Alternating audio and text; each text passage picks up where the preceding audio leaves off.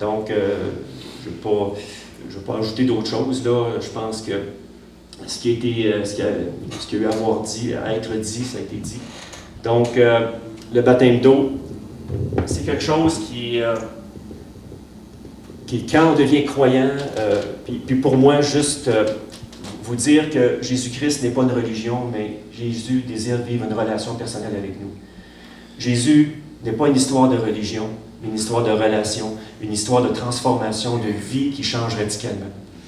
Quand quelqu'un laisse entrer Jésus dans sa vie, il y a quelque chose de radical qui se passe. Il y a une transformation. Le cœur de pierre se transforme en cœur de chair. Pour avoir vécu cette expérience-là avec Jésus, puis la vivre encore aujourd'hui, je peux vous dire que c'est plus que réel. Que Dieu existe, que Jésus-Christ est plus que réel. Qu'il nous aime d'un amour infini. Et j'aimerais vous en parler un peu. C'est certain que ce matin, ça ne sera pas exhaustif, ça va être quand même simple, ça va être résumé, mais je crois qu'au travers de ce message, et je prie que le Saint-Esprit touche vos cœurs ce matin. Je souhaite que le Saint-Esprit touche chacun de vos cœurs pour saisir toute la portée de ce que Jésus a fait pour nous. Pourquoi il est mort sur la croix. Et le pourquoi il nous a demandé d'être baptisés aussi. Ça fait partie du processus de croyants quand on donne notre vie à Jésus, tout simplement. On va aller au premier verset ce matin. Dans Matthieu, chapitre 28, le verset 19, ça dit « Allez donc, faites de toutes les nations des disciples, baptisez-les au nom du Père, du Fils et du Saint-Esprit. » Ça, c'est Jésus, c'est les paroles mêmes de notre Maître, de Jésus.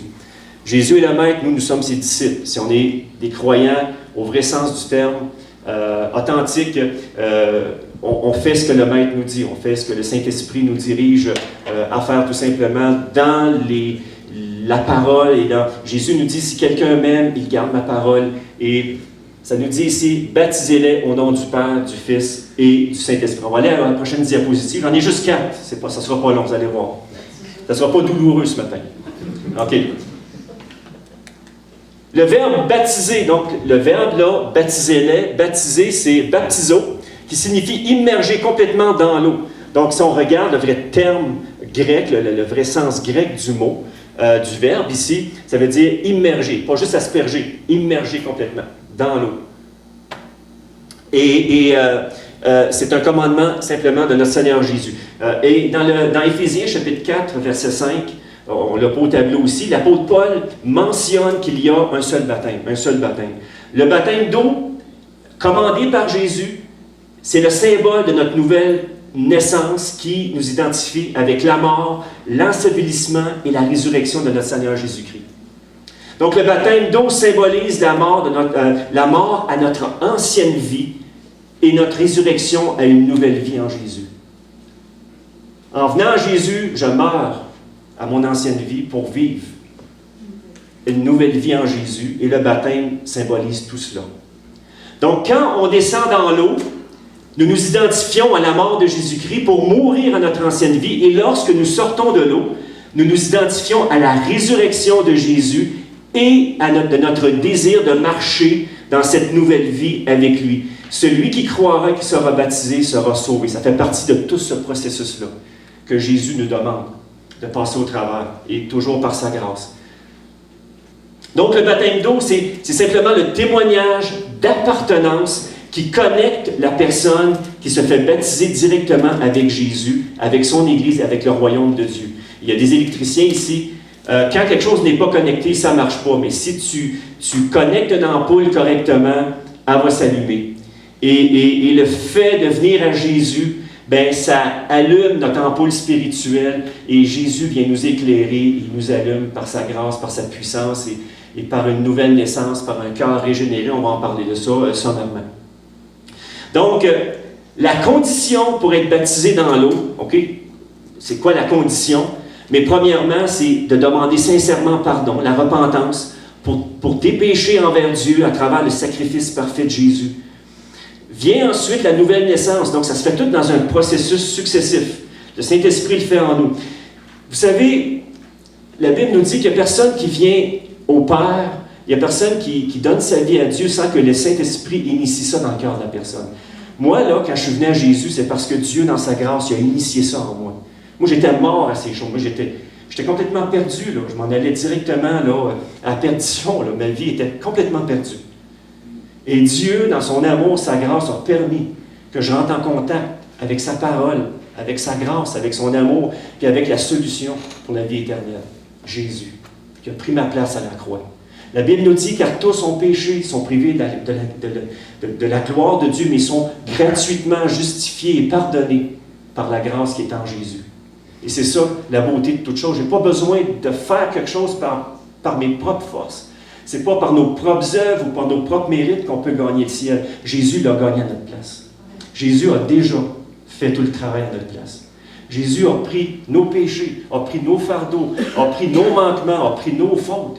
Et en plus, nous étions, à cause de nos fautes, séparés de Dieu. Il n'y a rien dans l'univers, il n'y a rien dans notre vie qu'on aurait pu faire pour gagner notre ciel. Dieu le savait et il a envoyé Jésus-Christ sur cette terre. Car Dieu a tant aimé le monde qu'il a donné son Fils unique afin que quiconque croit en lui ne périsse pas, mais ait la vie éternelle. Celui qui croira sera sauvé. Jésus n'est pas venu pour condamner, mais il est venu pour sauver. Dieu veut que tous les hommes soient sauvés et parviennent au salut. Il y en a qui ont compris ça. Il y en a qui ont saisi cette opportunité, cette grâce-là. Moi, Dieu a initié ça dans mon cœur. Et ça a ouvert mon cœur et je dis, oui, Seigneur. La première des choses que j'ai réalisées, je suis pécheur, Seigneur. Je suis pécheur, ta colère est sur moi, mais pardonne-moi. Pardonne mes fautes, pardonne mes péchés. Et tout de suite, il y a quelque chose qui s'est produit en moi. Le Saint-Esprit a régénéré mon cœur. Et il le fait avec chaque personne qui fait tout simplement, à cœur ouvert avec Dieu, fait tout simplement, ouvre son cœur et fait ces choses-là simplement. L'Évangile, c'est simple, simple, simple. C'est tellement simple que des fois, c'est comme, ça n'a pas de sens, c'est trop simple pour être vrai. Mais moi, je vous dis, Jésus-Christ, vraiment, quand il s'est présenté à moi, il a ouvert mon cœur, il a initié, il a ouvert mes yeux que, oh, toi, Jésus, tu as tout accompli, tu es mort pour moi. Moi, je ne pouvais rien faire, moi, j'étais condamné, mais toi, Jésus, tu m'as sauvé, tu as pris mes péchés, et là, j'admets, oui, je suis pécheur, mais merci, Jésus, de pardonner mes fautes, de pardonner mes péchés. Il y a une réelle repentance, il y a un fruit de repentance qui s'est fait dans ma vie. Au point que même mes parents ont vu, dès les premières journées, ont vu toute la différence. C'est même pas moi, je n'ai même pas eu besoin de me vanter. Jésus a transformé ma vie, a transformé mon cœur comme il a transformé la vie et le cœur de beaucoup ici. Parce que vous avez cru un jour. Vous avez cru tout simplement. C'est merveilleux. C'est gracieux. C'est au-delà de tout ce qu'on pourrait s'imaginer comme amour. Quand Dieu a tant aimé le monde, je pense qu'on ne pourra jamais quantifier ou mettre une quantité sur l'amour de Dieu. C'est tellement grand. Et c'est vrai que Dieu nous aime. Qui a un œil sur chacun de nous, qui veut que chacun de nous soit sauvé et parvienne à la repentance. Donc, je vais juste refermer la parenthèse sur la repentance, mais c'est exactement ça. Donc, demander sincèrement pardon pour tes péchés envers Dieu, donc la condition pour être baptisé dans l'eau, au travers du sacrifice parfait de Jésus. Vient ensuite la nouvelle naissance, donc c'est une œuvre qui est accomplie par le Saint-Esprit en nous. Et après ça, il faut avoir autorisé Jésus, donc d'un plein consentement, de notre volonté, on consent à Jésus à devenir Seigneur et Sauveur de notre vie, à venir régner dans notre cœur. De notre vie, de marcher selon les principes de sa parole, tout simplement. Jésus l'a dit dans Jean 15, dans Jean 14, « Celui qui m'aime, c'est celui qui garde ma parole. » Et quand tu aimes quelqu'un, je ne sais pas si vous avez déjà été en amour avec quelqu'un, sûrement, mais quand tu es en amour vraiment avec quelqu'un, on dirait que tu ne te sens pas obligé de faire des choses pour cette personne-là. Si la personne te demande de faire quelque chose, tu l'aimes tellement que tu vas le faire par amour. Mais c'est ce genre de relation-là que Dieu veut que nous vivions avec lui. Que tout soit fait d'un cœur à cœur avec lui, par amour. Que quand je fais quelque chose, c'est parce que je me sens poussé à le faire par son esprit en moi. Et d'aimer les gens. Et puis même si des fois, il y a des situations contraires où des fois, il y a des gens qui me prennent en grippe. Mais la grâce et l'amour de Dieu en moi fait en sorte que je fais comme Jésus ferait, tout simplement. Et ça, c'est tout un processus. Ça se fait dans un processus. Autoriser Jésus. Donc, Pierre a proclamé, dans Acte 2, le verset 38, Pierre a proclamé, ça le prochain verset, Pierre a proclamé dans Acte 2, verset 38, aux milliers de personnes qui écoutaient son message depuis la chambre haute, il a proclamé... Hein? Oh, je l'ai oublié, mais j'ai oublié de le mettre. Pierre a proclamé, je l'ai ici, « Repentez-vous pour que vos péchés soient pardonnés et que chacun de vous se fasse baptiser au nom de Jésus-Christ. » Se fasse baptiser au nom de Jésus-Christ. Donc, ce texte-là nous donne la signification du baptême d'eau. C'est le signe d'une réelle repentance, d'une démarche intérieure qui conduit à la foi et au salut. Dans le livre des Actes, la repentance est mentionnée au moins 10 fois par les apôtres. Donc, c'est quelque chose qui est important. Par le baptême d'eau, le croyant a pris un recul sur lui-même, a placé sa confiance totale en Jésus-Christ. Ensuite vient que dans son cœur, dans sa vie, l'orientation de tout ce qu'il est, de toute sa vie, ses priorités, ses valeurs et sa vision changent complètement. Si notre cœur change, le restant va changer aussi. Notre façon de voir va changer. Ça va devenir dans la façon de voir que Jésus lui-même a. Donc, le baptême est aussi, c'est une confession de foi publique, comme vous allez faire cet après-midi pour ceux qui vont se faire baptiser. C'est une confession de foi publique. C'est un symbole de l'action de Dieu dans la vie du croyant. Donc, le baptême au nom de Jésus ou au nom du Père, du Fils, du Saint-Esprit signifie que le baptisé s'identifie à Jésus-Christ dans sa mort et sa résurrection et qu'il appartient à Jésus complètement. Le baptême d'eau est quelque chose de très sérieux. On ne fait pas ces choses-là à la légère. Et c'est pour ça qu'on prend le temps avec les gens là, de donner des instructions quand même. Et c'est ce que je fais ce matin, pour que vous soyez certains de votre décision. Donc, ce n'est pas un geste qu'on fait à la légère. Donc, le baptême d'eau devrait avoir comme but spécifique pour le croyant celui d'obéir à Jésus-Christ. Si vous m'aimez, gardez mes commandements.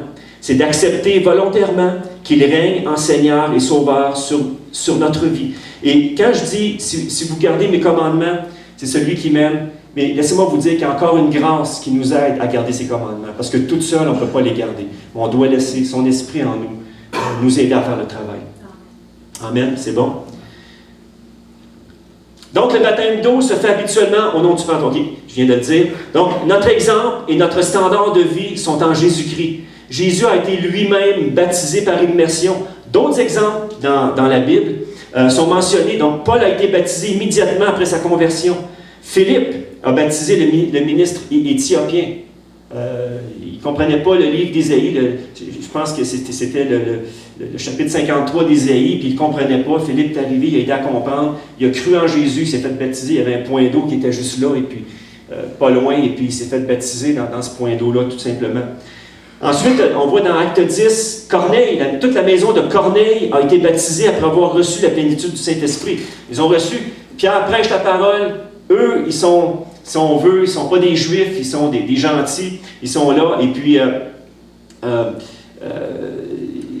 Corneille reçoit Pierre pour recevoir le message de l'Évangile. Il reçoit le message, lui, toute sa maison, toute la maison qui est là, reçoivent Jésus, le Saint-Esprit tombe, et ils sont remplis du Saint-Esprit. Après ça, ils se font baptiser dans l'eau, tout simplement. En tout cas, c'est ce que le texte nous dit dans l'ordre. Ensuite, les chrétiens de Samarie, on le voit dans Actes aussi, ont été baptisés après avoir entendu Philippe prêcher. Donc, le cheminement biblique du baptême, ça consiste à quoi? C'est à confesser Jésus-Christ devant des témoins, et c'est ce que vous allez faire, et de reconnaître publiquement que Jésus est Seigneur et Sauveur de votre vie. C'est ce que vous allez faire aujourd'hui. Donc, c'est ce que nos futurs baptisés vont faire. Donc, étant donné que le baptême d'eau est l'un des moyens par lequel nous pouvons rendre témoignage de Jésus, ceci permet à nos proches de constater qu'un engagement a été pris et de voir ensuite les changements qu'apporte cette nouvelle vie en Jésus. Oui, il y a un changement. Si la personne a réellement reçu Jésus dans sa vie, s'il y a réellement une repentance, il y a un fruit qui se dégage de cette repentance-là, oui, vous allez voir un changement radical dans la personne. Jésus nous passe de la mort à la vie.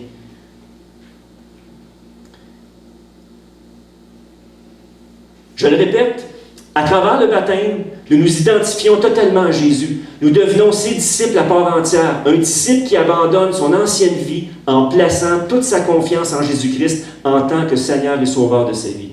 Est-ce que c'est clair? C'est tout simplement ça. Un disciple qui abandonne son ancienne vie, plaçant toute sa confiance en Jésus. Le baptême représente notre identification à Jésus. Notre destinée est directement pluguée, liée à la sienne. On est branché avec lui maintenant. Branché. Donc, on accepte le fait que Jésus soit mort pour nos fautes, que nous sommes ressuscités en nouveauté de vie parce que nous avons cru en lui. Finalement, je termine avec ça.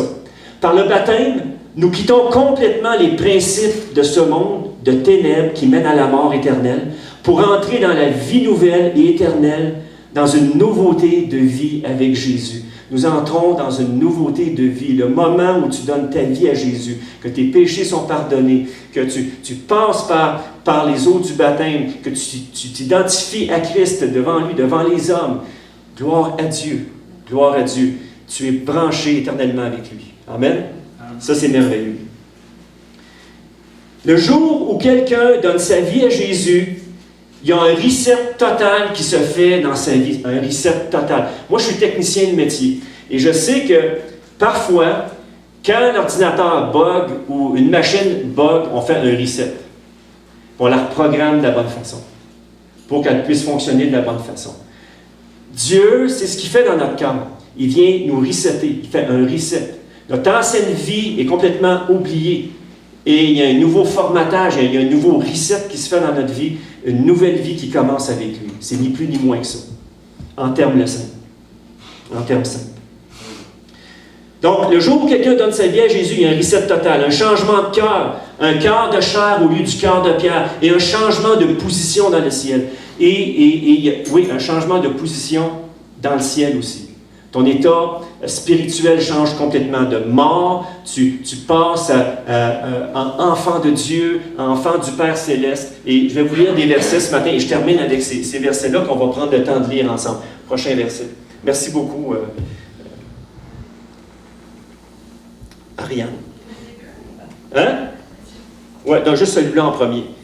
1 Corinthiens 5, 17 nous dit, et je termine avec 3 versets ce matin. Après ça, on va procéder, on va aller au lac. Dans 1 Corinthiens 5, 17, ça nous dit, si quelqu'un entre en communion vivante avec le Christ, qu'est-ce que ça nous dit ici? Il devient un homme nouveau ou une femme nouvelle. Ce qui était autrefois a disparu. Ça, c'est la parole de Dieu. Laissez la parole toucher vos cœurs ce matin. Ce qui était autrefois a disparu. La nouvelle création a déjà commencé. Voici, tout est devenu nouveau. Ça, c'est les recettes de Dieu dans ta vie. Et c'est le Saint-Esprit qui produit ça en toi. Le jour où tu donnes ton cœur à Jésus. Le jour où tu admets que sans lui, tu es foutu. Que tu es cuit. Que sans Jésus-Christ, tu es cuit. Cuit. Colossiens 2,12 nous dit, dans votre baptême, vous avez été ensevelis avec le Christ, et étant unis à lui, là j'ai souligné unis à lui, on est unis à lui, on est branché avec lui. Vous êtes vous-même aussi ressuscité avec lui. On est ressuscité avec lui. Ça veut dire que de notre vie, ici, de notre vivant, qu'il arrive n'importe quoi, que nous mourions, si on est en Jésus, on va avec lui automatiquement. Pas par nos mérites, mais grâce à lui. Grâce à son salut, grâce à son pardon. Grâce au fait que Dieu nous voit parfaits au travers le sacrifice parfait de Jésus. Jésus s'est substitué pour chacun de nous. Oh, on vient. C'est pas grave. Bon, ça nous arrive de nous accrocher les pitons. Merci, Harry. Ça va venir. C'est bon. Ça nous dit ici, vous êtes vous-même ressuscité avec lui par la foi dans la puissance de Dieu qui l'a ressuscité d'entre les morts. Donc, si je suis uni à lui, je suis bénéficiaire de ce que lui a aussi. Je suis bénéficiaire de toutes les grâces et de toutes les bénédictions du royaume dans ma vie. Je suis bénéficiaire de tout ce que Dieu a pour chacun de nous. Oui, vous étiez morts à cause de vos fautes, égarés par vos convoitises et votre vieille nature, mais en vous unissant au Christ Jésus, Dieu vous a fait revivre avec lui en vous pardonnant tous les péchés par sa grâce. Et la Bible dit qu'on est tous coupables en partant. En naissant, en venant au monde, on a cette nature en nous qui est portée au péché. Mais Jésus, dans sa grâce, peut changer tout cela en un seul instant. Amen. Éphésiens 2,5, je termine avec ça. Nous qui étions morts en raison de nos fautes, il nous a rendus à la vie avec Christ, et c'est par grâce que vous êtes sauvés. Par grâce, la grâce, qu'est-ce que c'est? C'est quelque chose qu'on ne peut pas gagner, qu'on ne peut pas mériter, mais qu'on peut juste prendre comme un cadeau. La grâce, c'est comme un cadeau qui nous est donné, qu'on doit prendre tout simplement, avec humilité, qu'on doit prendre ce cadeau-là, et après ça, de rendre grâce à Dieu, que ce cadeau-là fait des merveilles dans notre vie. Le cadeau de la grâce de Dieu, de sa présence, de sa puissance dans nos vies, fait toute la différence. Fait toute la différence. Il nous a ressuscités et fait asseoir ensemble avec lui dans les lieux célestes en Jésus-Christ. Maintenant, tu as une nouvelle position. On a parlé de nouvelle position. Tu as une nouvelle vision, tu as une nouvelle vision des choses, mais en Jésus, tu as une nouvelle position. En esprit, tu es assis dans les lieux célestes en lui. Ça veut dire que quand tu pries, tu es en lui dans les lieux célestes. Ta position, quand tu pries ou tu lui demandes quelque chose, tu es en lui. Ta position, elle est dans les lieux célestes avec lui, en Jésus. C'est pas merveilleux, ça? Moi, quand j'ai catché ça, j'ai capoté. J'ai dit, hey, wow! J'ai dit, merci Seigneur. Fait que je sais que quand je prie, et que je prie selon sa volonté, tout simplement, je sais que non seulement Jésus m'entend, mais je sais qu'il va répondre. Et je sais que même toutes les forces de l'enfer ne pourront rien faire, et absolument rien faire, contre la volonté de Dieu dans ma vie. Rien et rien. Donc, ce matin, juste en terminant, j'aimerais qu'on fasse un mot de prière ensemble. Et puis, on va prier pour ceux qui vont se faire baptiser tantôt. On va prier aussi pour ceux, peut-être, tu n'as jamais peut-être reçu Jésus dans ta vie comme Maître et Sauveur. On va le faire tout simplement. Tout simplement. Écoute, ici, on n'oblige personne. C'est un acte de volonté, tout simplement, de ton cœur. De réaliser ce matin, et si tu réalises dans ton cœur que oui, tu as besoin de Jésus dans ta vie, que tu es foutu sans lui, donne ton cœur à Jésus ce matin. Donne-lui ton cœur. Tout simplement. On va se lever ensemble, on va terminer avec un mot de prière.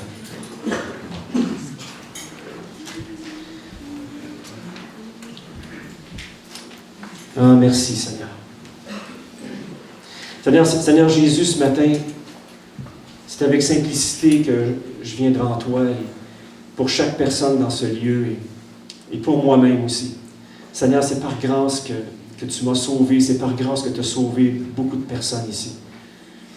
Et Seigneur, encore une fois, il n'y a personne qui peut venir à toi sans que ce soit le Saint-Esprit, et sans que ce soit ta main et ta grâce qui initie ça, et qui allume ça dans le cœur des gens. Seigneur, on ne veut pas vivre une religion. On veut vivre une relation profonde et personnelle avec toi. On veut vraiment devenir ce à quoi tu nous appelles à être. On veut faire les œuvres que tu as déjà préparées d'avance pour nous, pour qu'on puisse les pratiquer. Seigneur, tu es là ce matin, ta présence, elle est ici. Et Seigneur, une puissance de conviction du Saint-Esprit vient dans chaque cœur ce matin pour vraiment convaincre que toi, Seigneur Jésus, tu es le seul chemin, tu es la vérité, tu es la vie. Il n'y a personne qui peut aller au Père que par toi.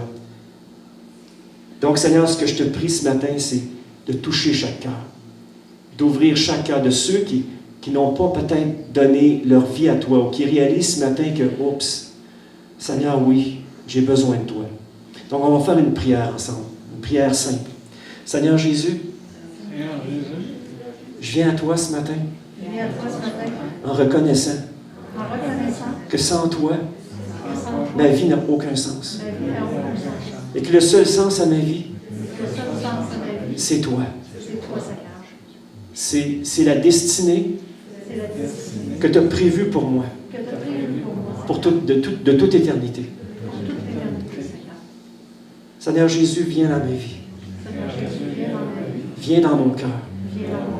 Viens changer en moi ce que j'ai jamais été capable de changer. Mes addictions, mes mauvaises habitudes qui me font du mal et qui font du mal aux autres. Viens changer mon cœur. Viens changer mon cœur de pierre Viens changer mon cœur de pierre en un cœur de chair. en cœur de chair. Jésus, viens faire la différence dans ma vie. Jésus, viens faire la différence. Pardonne mes péchés, Pardonne mes péchés, mes fautes, les fautes, dont encore je me sens coupable.